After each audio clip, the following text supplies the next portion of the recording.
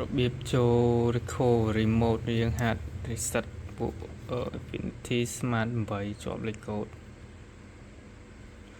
ដំបូងយើងត្រូវចុចបិទវាសិន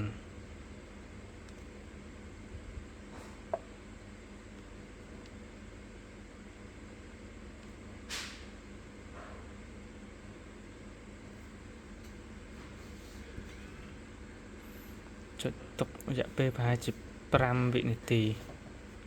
បន្ទាប់មកយើងចុចកន្លែង volume បិទបើកនេះ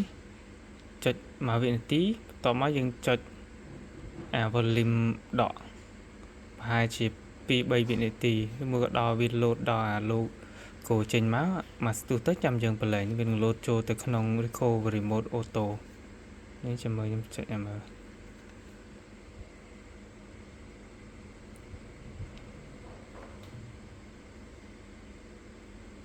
ពេលវា load ចឹងយើងប្រឡែងនេះទៅយើងប្រឡែងទៀតទៅ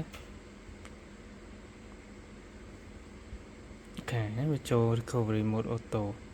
យើងអាចធ្វើការ reset វាបានយើងបញ្ជាដោយអានេះណា volume បន្ទាប់មកយើងចុច key power select អូខេ